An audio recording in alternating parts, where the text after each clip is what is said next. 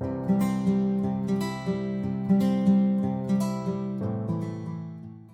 and welcome to the Chasing Care podcast. On today's episode, I'm delighted that we have a very special guest, Mark Tops. He's the co-founder of The Caring View, something that I do watch, and it has thousands of subscribers.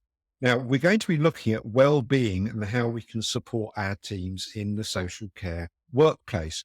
But before we do that, Mark, introduce yourself to our audience today. Yes. Hello. Thank you very much for having me. So as you've already said, I'm the co-founder of The Caring View, which is an online social care platform for everybody working or wanting to know more about social care.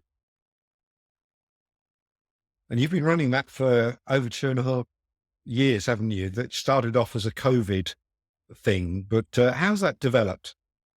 Yeah. So I think I'd never met Adam, who's my other co-founder and co-host prior to the pandemic. And I was doing a lot of campaigning around the rights for people with learning disabilities to have access to testing, for staff in social care to have access to PPE provision.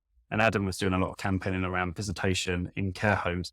And we just kept overlapping. And I'd never stopped visiting in care homes. And we teamed up with Rights for Residents, as they were called back then, just to do a one-off about how we were both allowing visitors into our services and just to try and support some of the managers that weren't, because obviously there was a lot of backlash in the media about care homes closing their doors. And it was really well received. And we did a second follow-up with Rights for Residents. And then I don't really know at what point we had a conversation about let's do this on a regular basis, but become a weekly live stream where we talk about various different subjects relating to health or social care. And then it's just growing legs. So we have a free resource that goes out every Friday to the sector, a long waiting list of documentation that people have kind of requested or think that would be beneficial, an exclusive podcast that goes out ad hoc. So just kind of touching on different bits within social care, but trying to break things down. So one of them was around the provider information return, the PIR for managers. So just a 3-4 part series where managers could sit at their computers, listen to us and the expert that joined us, and just fill in that PIR and answer any questions that might come up. And I think because both Adam and I still are operationally, we're not frontline, but we are still both operationally within social care, just knowing what impacts our teams, but also having those direct conversations with kind of frontline managers and staff to try and just upskill and share some knowledge. I would highly recommend it to anybody that is a care manager, registered manager, or indeed in any form of home care, supported living, adult learning disability. It's just covered such a wide range of technical subjects. It's pretty amazing. I think you actually undersell yourself, to be fair, sir, because I know that you're also involved in a myriad of other groups and organizations, blogging and writing articles and the like, and holding down a full-time job with what I believe is the largest reablement business in the UK. So my 9 till 5, as I always say, is as a regional business manager for Essex Cares. So yeah, like you said, we are the largest reablement service provider in the UK. And yeah, I've got weekly blogs with Log My Care and Invict IQ. And I think I don't know how I managed to fit it all in, and I do, but I think I always take myself back to when I was a registered manager, and we're also time poor as registered managers. I think there's always somebody that wants you or needs you. And if your staff don't, then the people that you support do, or their relatives do, or you're writing reports or doing something for the regulator. And I think I always just try and break everything I do down into kind of bite-sized, easy to kind of digest pieces. I think at the moment, like with the single assessment framework that's come out by the CQC, is I know when I was a registered manager, I would not have had time to go onto the CQC website and try and digest that. So kind of utilizing the blog spaces that I've got, the Caring View and all the other resources that I can kind of access is just kind of breaking that into bite size and spreading it across. I don't feel like I do a lot. I feel like because it's a passion of mine, it just comes really easily, which is probably why I do undersell myself. But yeah, I know I do a lot, but it doesn't feel like a lot. Well, I'm really pleased that you've taken time out of your busy schedule to talk to us. And let's now turn our attention to the question that we're here to discuss. And reframing it back to being well-being for how we can support our teams. And before we actually jumped onto the podcast itself, I think we both agreed that the industry is odd in some ways, in so much that there are thousands. There's something like 17,000 care providers for the home-based social care world. There's something like 39,000 locations across the UK. And a lot of these businesses are independents. They're not multi-branches. So the scale of it is enormous. There's something like 1.7, 1.8 million people working in it. Sadly, we do have 150 odd thousand vacancies, but we also deliver each week something like 3.7 million hours of care. It's an absolute beast, even compared to what the NHS does. And sometimes I do feel that the independent provider in a local community running a small business doesn't quite get how enormous their contribution really is to the well-being of the UK. So let's bring that back to what the Home Care Association have also reported just recently. They talk about $1 billion, I think it's 1.6 billion is required by our industry in order to deliver the care that is needed across 276 councils. Minimum wage, or the living wage now, is what, £10.42? And you compare that to what a level 3, band 3 healthcare assistant in the NHS gets, which is £12.42. So there's an inconsistency on what people get paid in the community care, the social care space. So there's a lot of things that go on in our world which people probably don't fully understand. So I think it's also very important, before I get off my hobby horse here, to say that our industry, our sector, is phenomenal. People like you, Mark, and others that have been delivering care for years are amazing, and they don't always get the pat on the back they deserve. So now let's flip it. Well-being. What do you think is the general state of health in the social care sector? And what do you think people are feeling that have been through a pandemic and are now out the other side, but nothing much has changed? I think for me, we entered the pandemic not really having much support from the government or the local authority, and not for everybody. I think some local authorities did a really good job, but for the majority, I think because nobody really knew what was going on, I think managers, teams had to make those decisions based on what they thought was the best decision at that moment in time, whether that was right or wrong in hindsight. At that particular moment in time, that was the decisions that were made. And I think we eased out of the pandemic, and the majority of people haven't taken time out or even had time to really process. And I don't think for social care, we really have that support mechanism in place that you can digest what's happened and to kind of reflect. And I think managers have just carried on. And I think as we now learn more about kind of the pandemic and how we would have done things differently, and I think we kind of see it in government where they're saying, oh, actually, there was always support and there was that ring of steel around social care. I think they trying to raise the past. And I think for us working in the sector, we don't. And I don't think that any of us have kind of given ourselves that kind of well-being and nurturing that we actually need to then close that chapter and move forward. And whether that's because we haven't closed the chapter because it's still happening in the media, there's obviously the COVID inquiry, or whether that's because we haven't time or we don't know how. I think there's a whole range of different reasons. But I think off the back of that, there is then a well-being crisis. I think for our frontline teams that obviously had to go through it, but equally for that kind of level up within the management teams as well. You're absolutely right. And we don't have unions, do we, for example, to step in and guide some of the smaller businesses out there. I mean, you're involved in a very large organization.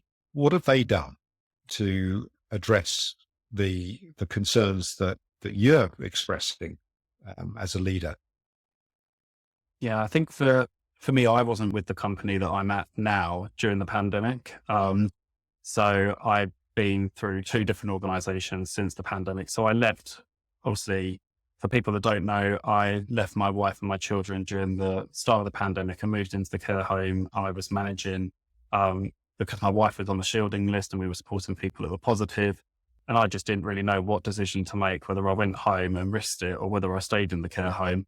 And I thought I'll only be 2-3 weeks. And then that 2-3 weeks turned into a few months, turned into a year. And I just got to that point where I was receiving photos from my brother-in-law and I was thinking that should be me in the snow with my kids and doing the sledging and everything. And I just thought, there's no light at the end of the tunnel. I need to prioritize my family. I think in terms of the company I went to next, there was absolutely no support. And I was only there for 6 months and then I left to join the company I'm with now. And they've been really good at about what their mental health offering is. I think they appreciated that it wasn't where it needed to be, but actually then putting together a working party with people that were passionate about wellbeing and mental health in the organization to kind of drive that process and to actually speak to the frontline staff and say, what is it that actually we need for our teams, for ourselves to develop that? I think as an organization, they pay sick pay, which a large majority of social care providers don't. Occupational health referrals can be made at any time. So I think we have that kind of wraparound. We've got a service called Health Shield, so people can tap into kind of counselling services and just utilising the free resources that are also out there on various websites like Mind, the Care Workers Charity, Grace Cares, who have obviously their support grants, and just kind of networking in as much as we can. And I don't think any organisation ever gets mental health right because it's unique to each of us. But I think it's just kind of having that open door and saying to staff, actually, if you need to process something or if you want to speak about something, then come and let us know. And it might not be that we're the best people to advise you, but actually we can signpost you to somebody that is, or let's look at what we can do as an organisation, as an employer that can support you. So actually, is it that you want to reduce your hours or you need flexible working or you just need a couple of weeks time for you, or whether that's a day or whatever that looks like, and just having that kind of, face-to-face discussion, hand holding and just guiding people through the process without kind of any kind of hidden agenda. Because I know that I've worked for organizations in the past, if somebody was to take a week or two off, there'd always be somebody who'd be like, oh, it's letting the team down, or how are we going to cover the rotas? But actually really allowing people to kind of process what's going on with mental health and their well-being, and not having that onus on, right, you need to get back to work because how are we going to cover those shifts? Actually, if you need some people out of the office, then they need to be out. And I've always thought that, and somebody told me this during one of my leadership training events that I attended, and it was always stuck with me, but, you don't want to be like a seagull that swoops in and causes fear and then swoops out. And I think that's the same for well-being. I think if you're that person that just swoops in, tries and does something quickly and then leaves, that staff member's going to feel it. But ultimately, the people they support are also going to feel that. So actually allow people time to recoup, recover, have that support that they need. And actually, when they come back to work, the delivery of care that they're going to be providing and the team morale and the teamwork that they have within that team is going to be 100 times better. Realistically, though, and I do hear what you're saying, and I know you've got a load of empathy, but a lot of these businesses out there, I mentioned there's 17,000 of them, mostly independents.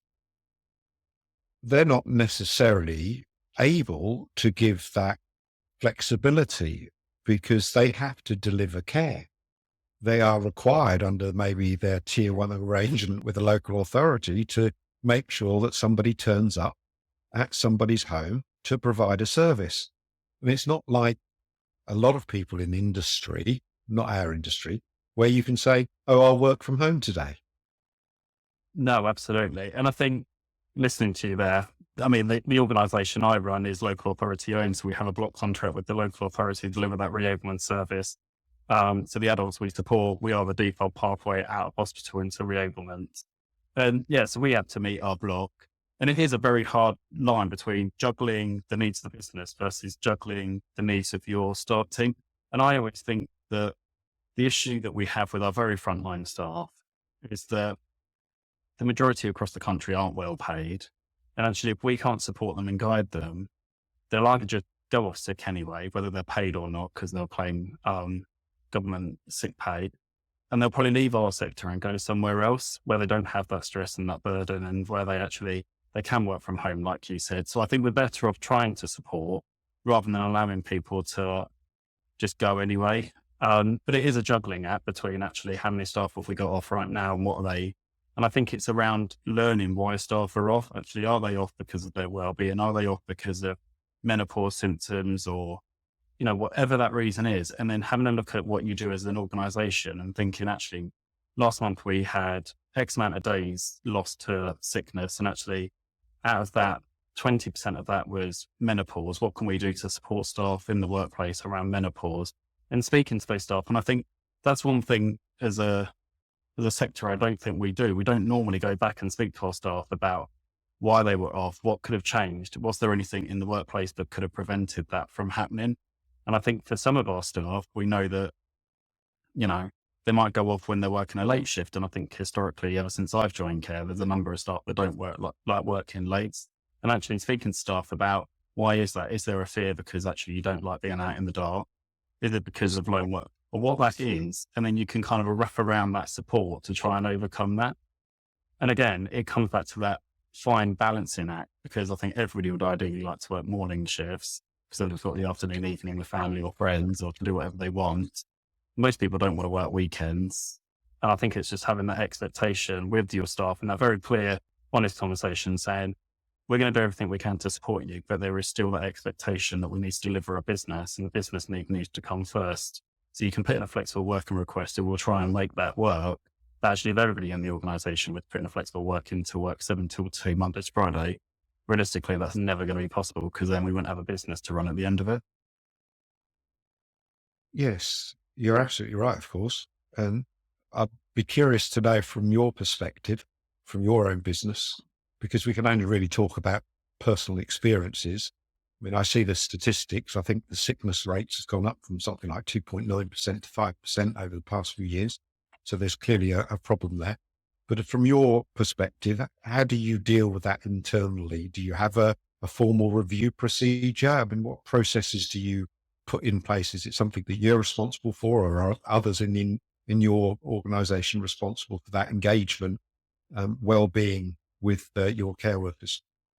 Yeah. So I'll talk about my company and I'll talk more broadly for social care, because I'm always conscious that where I work now is a large organization. So we kind of have the back office support with HR and ER, so employee relations, human resources. So we have a fabulous team in the back office, in those teams, that analyze all the sickness and data trends, and they can give us kind of real in-depth data of why people are off, how long people are off for, the percentage of each sickness type, absence type. And then they can support us with how we're going to address that going forward in terms of what support or mechanisms we can put in place to reduce it.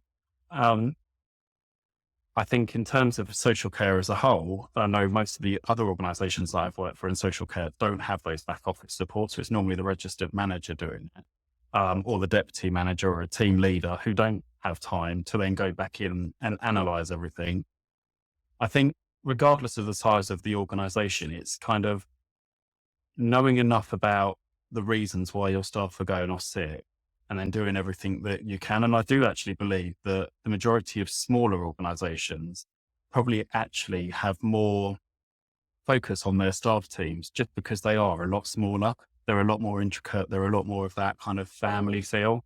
So I think they have that kind of wraparound support naturally. Whereas I think a large organisation, there are a lot more layers and a lot more people, and it's a lot harder to have that kind of wrap around just because of the amount of layers. And I think one thing I do in my organisation is making sure that it starts at my level. I mean, if it comes from above me, that's fantastic. But regardless of what's above me, what I then project down onto the teams actually starts at me. And I think I have that responsibility to make sure that the staff know where they can go, what that support is, to make sure that things like wellbeing and mental health are being discussed in the team meeting and is on the agenda. Things like that working party and making sure that staff know what's coming out of that working party. Is there anything they want to feed back in that's working well? Are the support mechanisms that we have? So I spoke about that we use Health Shield. Actually, is that suitable for you all, or would you like something different? And if you want something different, what does that different look like? Speaking to people that join our organization that have worked for other care companies about saying, actually, this is what we do. What did you like about your other care companies that actually we could embed that you thought was really well done? But I also think looking at the levers, and I do think that is one thing that we miss as a trick in social care, is looking at levers data about why people are leaving, but also why they're leaving their other organizations to come to us, because I think that's a real mechanism to allow us to learn more, because then we can adapt. So actually, if you know you've got the majority of people that are leaving because you're not offering, enough wellbeing support and they're going somewhere else that is, or it might be that you've got people leaving your organization because they're joining the one down the road that's offering sick pay. What can you do to alleviate that, to remain competitive? Because the last thing you want to do is to lose all of your staff to a competitor down the road, because then you also don't have that business. And I think it is looking at what the social care organisations down the road are offering, because I think ultimately that's where our staff are going to go, but a bit wider afield at what is the local supermarket paying, what's your McDonald's down the road paying? Because I know historically we've had a lot of our staff leave to Sainsbury's. They didn't particularly want to leave, but they went there because Sainsbury's were paying £20 an hour for night staff because they were so short. And even as I was listening to people saying, actually, it's where I'm going to go and I don't want to go, and can I go on to bank? Who are we to blame them, actually? If you're going to go get paid 20 quid an hour in Sainsbury's, and it might not last for that long, actually, there's a cost of living crisis, and you can't blame people for following the money. And I think even that extra kind of 50p per hour really makes a difference when you times that by the number of hours a lot of our frontline staff work. Yeah, as we've seen it across the industry, haven't we, with Amazon warehouses, where people are going to go there for £15 rather than the 11 quid they might get somewhere else. And also they're in a nice warm environment. They don't need the travel between their service users. So there's lots of logical reasons why they might go. From your experience, a curious question. When I think about care and I think about somebody that is asking for care, we've got a bit of a stiff upper lip sort of attitude, don't we, in the UK? How genuine do you think that staff are in terms of needing to, or asking whether they need to be supported in some way, as opposed to saying, actually, I'm just leaving because I want an extra 50 pence down the road? So I think for the organisation I work for, everybody is on bandings, a bit like the NHS, which is very competitive with the NHS. And every year there is an annual performance review, and people's pay goes up those kind of spinal column points and those banding points. I think realistically, though, if somebody has seen a job advertised and they're going to get an extra £1-2 an hour more, I don't think those conversations happen. I think there's that stigma, isn't there? And I'd probably be the same, actually, if I saw a job advertised or somebody approached me and it was a few pounds, an hour more, or I'm obviously salaried to a few £100 more a year or whatever. Is that fear that actually, if you have that open conversation with your manager, whether that then directly impacts kind of your job or your kind of prospects going forward. So I don't think we kind of have those conversations until it's too late, when staff are saying, actually, I've just applied for a job and just to let you know I'm leaving. But I think it's at that moment in time as a manager to say, oh, actually, I'm really sorry to hear that. Why are you leaving? And then seeing if there's anything within your power to remove why they leave. And I mean, obviously, if it's pay, it's obviously very difficult. But if it's actually that they want to change their shifts or their hours or whatever, that actually might be something that is in your control to be able to adapt and change for them to retain them. Do you think the industry has the skills, though, to have those conversations with people? Is a registered manager genuinely skilled enough to be able to have those conversations about well-being, mental health, and the like? I think it depends on the manager. and kind of the support and the wraparound that they have. And I think there will be some managers out there that do an amazing job, that have got an organization that upskills them, allows them to go on to mental health first aid training and to kind of be equipped to then have those conversations. And I think again, it comes down to the size of the organization, because I think those smaller organizations, those managers will probably know their staff inside and out, whereas a larger organization, they might not see all of those staff members all of the time. And especially for home care, where they're kind of out and about in the field. But I think you touch on a really good point, and it's something I've spoken about before in the past, is that I think the majority of registered managers have come from a frontline care role, and they're really passionate, or they want to make change. They kind of go up that career ladder to become a registered manager. And I think we all provide so much support to frontline care workers, and then senior staff probably get a tiny bit more training. Then you move into a deputy role and you're kind of just shadowing what the manager's doing and learning on the job. But then when you're a registered manager, there's absolutely nothing other than your level 5 training, which, to be honest, doesn't really equip you for what that role is. It just kind of summarizes all the other qualifications in health and social care at a bit more of a advanced level. And I have this conversation all the time, because, I'm a regional manager, but nobody has ever really, until I joined the company I'm at now, ever sat down and shown me finances and upskilled you in finances. Now, I started as a care worker, so I had no need to know about finances. But I think there are registered managers in roles with positions and tasks and responsibilities that they probably aren't equipped for. And for some of those registered managers, it might be finance, like I found myself. But for others, it might be around how to have those conversations with staff around support and mental health. And I think with probably all, if you look at the registered manager average age, probably come from that generation where we just got on and worked and didn't go off sick. And because it's a conversation you hear all the time, well, I would never have gone off sick for that, or they've gone off again. And, I'd be at work personally. So I do think there is that very much that cultural change is happening in society, where people are more aware of their mental health and well-being and don't mind taking a day sick or dropping everything else to prioritize themselves, compared to maybe what registered managers and managers of today were like back in the day. So I think there is a huge upskilling need. But again, like you said right at the beginning, we're made up of thousands of small providers, and each of them are doing individual things very differently. Where does Skills for Care, or CQC, fit into this in terms of requiring this upskilling of people within an operational team to support their social care teams more effectively? Yeah, so we know the new single assessment framework, there is an emphasis in the quality statements around staff wellbeing. So it'll be interesting to see what that looks like.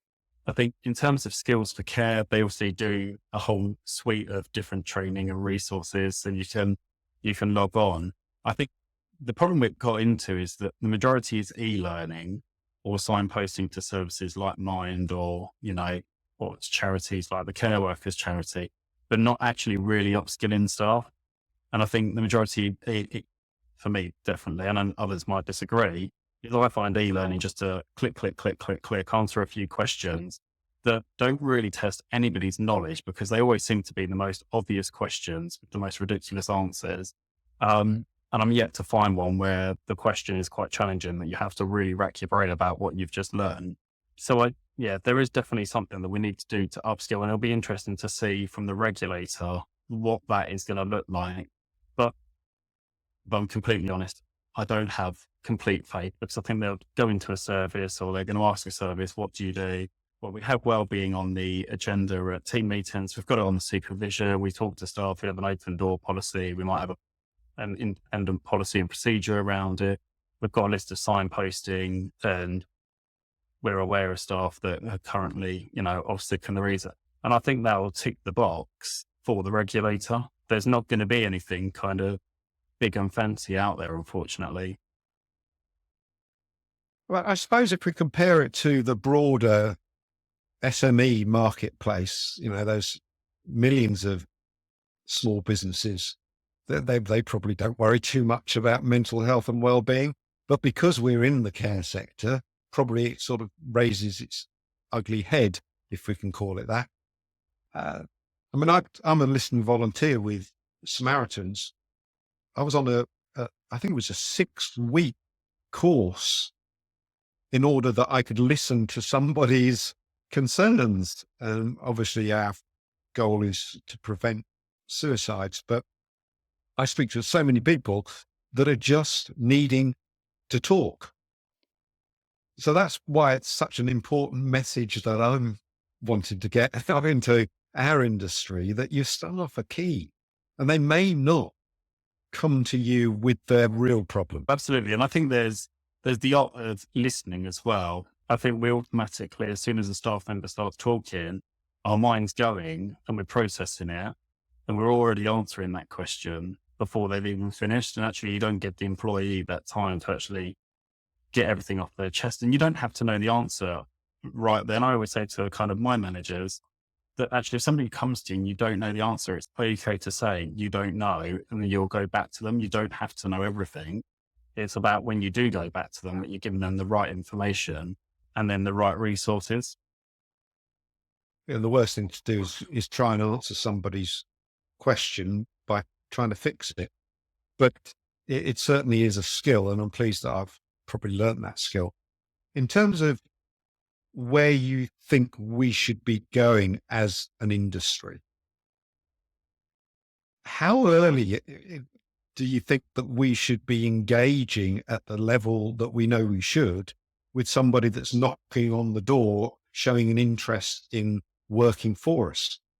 There's 153,000 vacancies.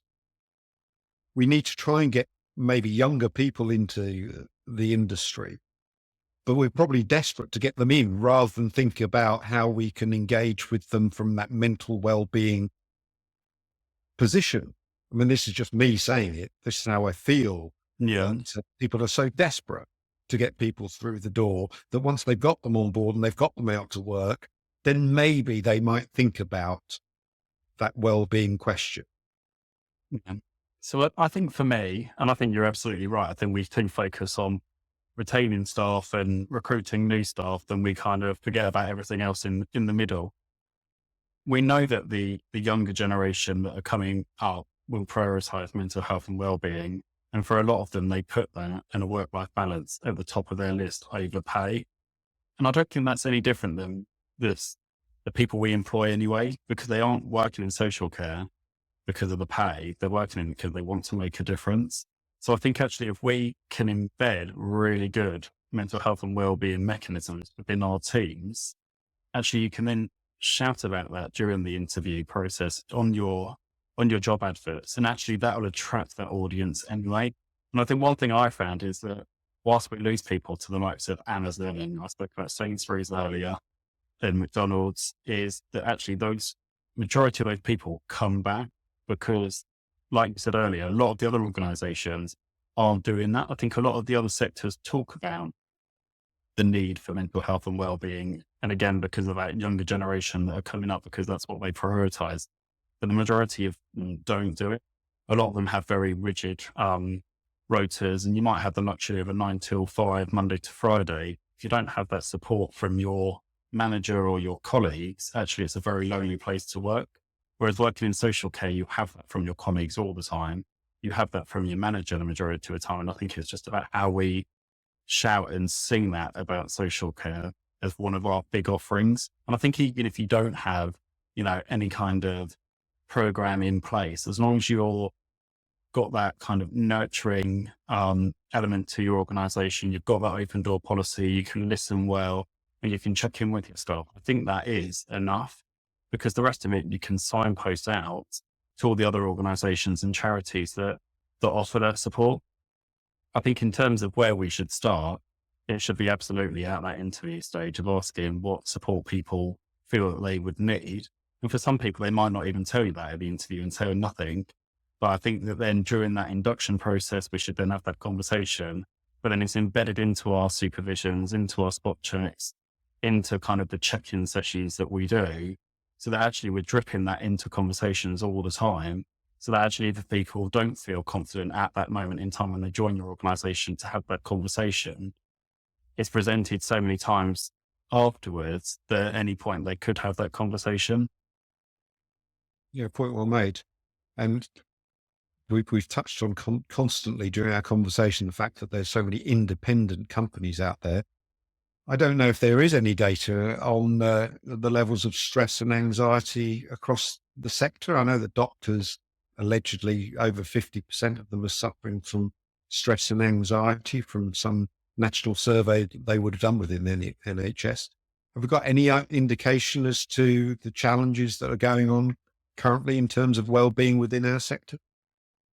I think the problem comes from what you said earlier, that because we're made up of so many small organizations, we just don't have that data set. I mean, obviously Skills for Care have their data set, which gives us probably the biggest insight that we have as a sector, but that's only reliant on those organizations that are signed up to put in that data and whether they're putting in that data in the first place. So I think whatever we see within the sector, you can bet your bottom dollar that just kind of scratches the surface. And underneath that is actually a whole host of bigger issues that are presenting. And I think we see that through kind of maybe not our frontline teams, because I think recruitment and retention has definitely improved. We put that focus on it, but of our deputy managers that are thinking, I don't want to go into that registered manager role because I can see the stress that they're under. But then the registered managers that have got to that point where they're like, do you know what, enough is enough, because going back to our beginning piece of the conversation, they've worked all the way through the pandemic and kind of the next 2 years afterwards that they've not stopped. And now they're all thinking, actually, I need to prioritize me and take time for me. And I'm going to go do a job that might pay a bit less, might pay a bit more, might pay the same, but actually where I've got a better work-life balance and I can focus on me and my family. Yeah, again, you've raised an interesting question here because I don't have the data. How many registered managers do we lose from the industry every year? Do we know? I don't know the data off the top of my head, but I can imagine that it's probably a high turnover. Well, I wonder what they do after they leave. I think from what I've seen, quite a lot go either step down into that deputy role because there's, to be fair, for a lot of organisations, the pay isn't that different. A lot go into consultancy. Some obviously move into working for the CQC. And then you've obviously got those that kind of just are at that age where they're lucky enough to be able to retire and they're obviously married to somebody that's still bringing in an income to be able to survive. But I think for some people, I've seen that actually, and I've spoken to registered managers where they know that they need a job, but it's just got to the point where actually they just need time out. And actually while they're on that time out, then they'll look at what they want to do and whether they want to go back into the sector or just find something else. I'm guessing that's because they're not the business owner. Therefore, they feel maybe that they're not supported, that they're under pressure. It's all on their shoulders. So surely it comes down to the business owner in some ways to understand that these pressures are there and you in some ways need to support them. And that might be putting an additional head into the business, an extra deputy or a care co or somebody into the business to give that breathing space, because your registered manager will perform better if they're feeling a little bit more refreshed. Would you agree? Oh, absolutely. And I think as a sector, we're notoriously bad for not making sure that our registered managers have that support that they need. I think they are all too often let, regardless of the size of organisation. I think everything piles onto them and they hold that responsibility. And yeah, I think as a sector, we need to address that. And I think you're spot on actually that you need to put some additional layer of resource in to actually then allow that registered manager to take 5 and to recuperate and then come back stronger. You would think that the registered manager would be able to ask for that support, wouldn't you? But I wonder why sometimes they don't. I know a registered manager doing 2,000 hours a week and that's it. They no care co at all. They're doing absolutely everything, recruiting. The only thing they're not physically doing is the payroll. Yeah, I think working in social care, we get traps, don't we? Because we love the people that we work with. We love the people that we support. And even if the job isn't necessarily amazing, and we know it's not amazing, you're kind of tied in because of all that buy-in that you've got behind the scenes of those relationships that you've built. And I think I definitely speak to care workers when I do work for the National Association of Care and Support Workers, that a lot of them stay because of the people that they support. There's that physical time. It's not until that person that they're supporting either passes away or moves services that they actually then take that step and move into another organization. Mm, we don't really have a career structure, do we? It's a pretty of a loose thing that happens that you might go up the ladder. But do you, I mean, this is my opinion, obviously, but do you feel that social care has a structure, a profession? Is it a profession? I think it definitely has the ability to be a profession. I mean, I joined when I was 17. I'm now 35. Then I like to think there's still further to go in my career. I think the issue that we have is that we don't have anything clearly set by government that maybe the NHS or other organisations do. I think there are organisations within social care that will have career pathways, and I can think of some off the top of my head that I know have those in those conversations with staff.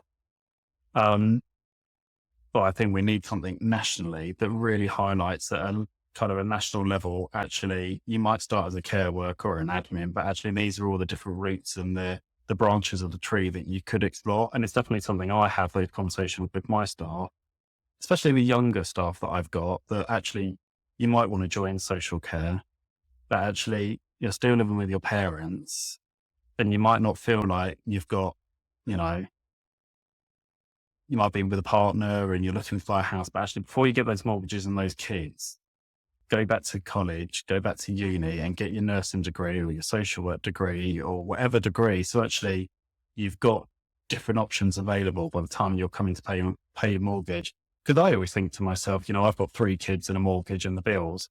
Actually, if I now want to go into nursing or social work, there is no part-time qualification that you can study to do that. It's either full-time or you can do it through the Open University in your own time, which costs an arm and a leg. So it's one thing I'm really passionate about saying to staff is that go and do it while you can, because once you've kind of got all that commitment, it's really hard to then do it. But also speaking to staff about, you might be a care worker today, but have you ever thought about working in our IT team or in our marketing team? Or, we've got a team that specializes in kind of the information governance and the IG. Actually, there's a position come up. Are any of you interested? I think as an organization, we're really good at saying that you don't need to have the skills and abilities. You just need that willingness to learn. And actually you might go in at the bottom of the banding, but once you've got that qualification and you've learned that skill and that expertise, actually you can very quickly rise to the top of the banding and then look at what else you want to do within that organization. Yeah. I think we're really good though, as an industry, that people within the ops teams, they're very good at putting their head above the parapet to do something else. Not necessarily a managerial type role, but if you said to them, is anybody interested in doing a bit of social blogging? You'd probably find somebody sticks their hand up. They quite like that sort of thing, don't they? But coming back to my question, my point, in terms of the industry, I'm sort of going off on a slightly different tangent. Whose responsibility is it to make sure that our industry is a profession? Because CQC is the regulator. They will just validate that somebody could be a regulated care provider. Then you've got all the people in the background that are not regulated care providers. Then you've got all of the introduction agencies that don't manage any services whatsoever, but apparently supply care to people through their self-employed agents. It does seem to me as if it's a little bit of a mishmash out there, that there is no clarity as to what social care is. And I think I was talking to somebody on the podcast the other day who said, well, you've got the National Health Service, but where's the National Care Service? I thought it was a great phrase. Yeah, no, I have my reservations about a National Care Service because I do worry what it will do to all the small independent organisations that might not necessarily be able to match what that care service looks like. But I think you're right. There isn't anything, and we probably need that. And it should probably sit with our regulators. So it should sit with the CQC and the equivalent, because they're the ones that ultimately are regulating what we do. And it has always worried me that you could easily start a care service in the UK and you probably wouldn't get inspected for a year or two. And then even if you were inspecting, it wasn't very good, you could just close, change company name and restart and take all those staff and people you support with you and just do it all over again. And I think that does happen. And I know that kind of when I was at Bluebird Care, we had many organisations that popped up to deliver care in the villages that we covered and then would disappear and then resurface somewhere down the line under a different name. So that definitely does happen. And I think there probably needs to be more accountability when the CQC are registering services about getting out there a lot quicker to actually monitor what people are doing. But also having more emphasis on why people are joining the sector. So I know that under the new framework, there will be an expectation that it's not just the registered manager having that conversation, that actually the nominated individual be involved. But again, a lot of these organisations that do pop up and then disappear and pop up further down the line, the nominated individual is the registered manager. But yeah, I think there just needs to be more accountability on why they're joining. Actually, are they here to make a difference in their local community, or is it purely there just to make money because actually they know there is money to be made, but then to close doors and go somewhere else? Yeah, franchising is proved to be a very good thing for the industry, in my opinion, because you do get that structure, those processes. You get the franchisor managing, auditing over and above what the CQC does. I'm not saying that there aren't some great independent care providers. I'm just saying that I think that franchising has done some good things for the sector as a whole. We're getting close to the end of our conversation today. I mean, it's just flown by, hasn't it? But I'm just curious, from your perspective, your idea, if somebody was interested in getting a job within our sector or is in the sector and wants to find a new employer, how do you think they should go about challenging, questioning the potential employer about how they are looked after? I think for me, it's having that bravery to do it. I think because it's not a conversation that's already being had within organisations.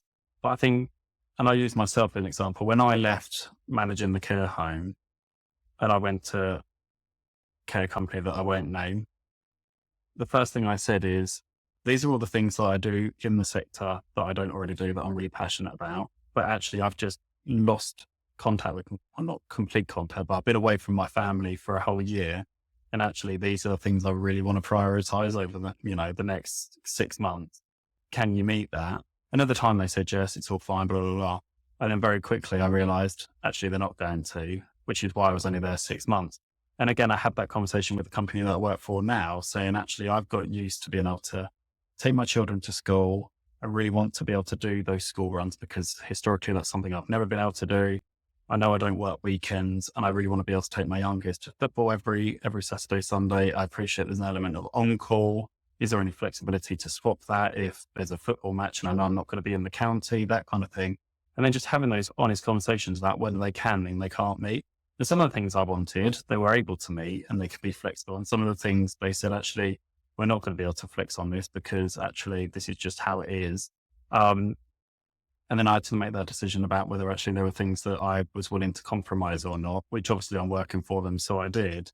And I think it's then having that confidence once you're within an organization to try and make changes. So I think about some of the things that I wanted that couldn't be flexed, but actually, are they able to be flexed going forward? And I know we've always done it like this, but actually going forward, are these things that actually we could kind of bend for some people or kind of look at? So it's very different. And I think you've just got to know what it is that you want, be reaffirmed that actually it's okay to ask for those things. And then when you go for an interview, to be able to ask for them, but also think about it that, like I said, not many organizations are doing it. So actually they might welcome the fact that you've said right at that interview stage, can you do X, Y, Z? Because it might be that they're thinking, oh, actually, we've been thinking about doing that, or we've never even thought about that, but that's a really good idea.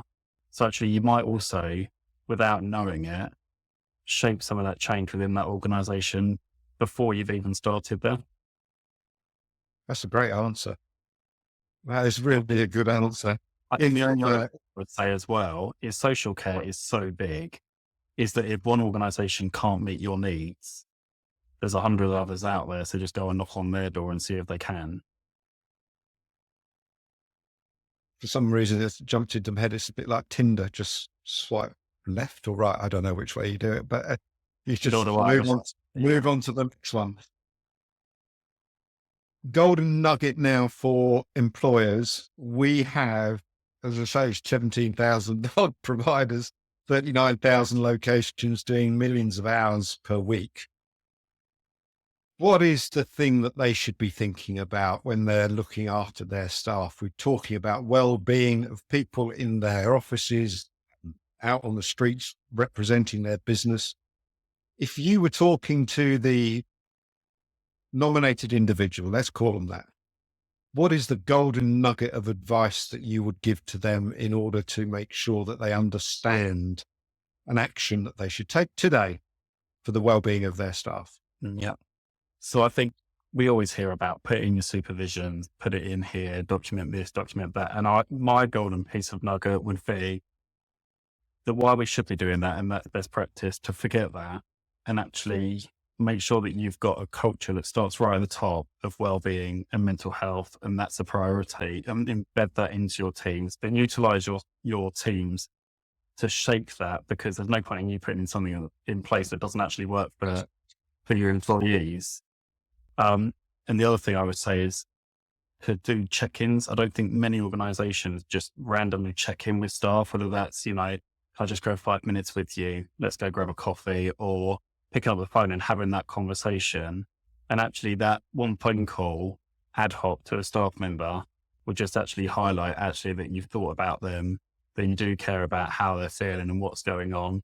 And just remembering to say thank you. I think we're all so busy that we don't stop and think sometimes to thank our teams. And actually that thank you can go a really long way. Absolutely right.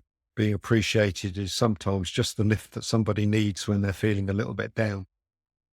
And of course, there are signposting that we can do. You've mentioned a few of them, the Care Workers Charity. The government websites have actually got quite an amount of information. Mental Health at Work, Grace Cares, a new charitable organisation, amazing. We've got local government association. The list goes on. Skills for Care, on registered managers on Facebook. There's quite a number of groups now for registered managers.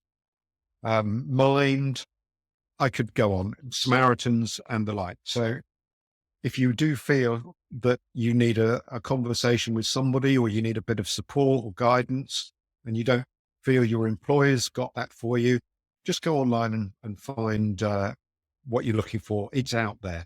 And I think both Mark and I would urge you, if you are struggling in any form, that you should take a breath and go and find a bit of support today. No, absolutely. Mark, it's been amazing. We've come to the end. If anybody wanted to get hold of you or look at the Caring View, how do they? Yeah. So Caring View wise, the best place to head to is the website. So www.thecaringview.co.uk. In terms of if anybody wants to reach out to me, you can find me on LinkedIn. I'm on Facebook, and I'm also on Twitter or X, or whatever they're deciding to call themselves this week. So yeah, you can reach out to me on all of them. More than happy to support, or if there's an employee listening that thinks actually my organization doesn't do this and they want to talk about it, or equally if there's an employer that thinks actually I'll listen to you and I want to know more about check-ins or something, then drop me a message. More than happy to support. Thank you. As ever, generous to a fault. Mark, thank you very much for your time today. And it's been a real pleasure to have you on Chasing Care. Thank you very much for having me.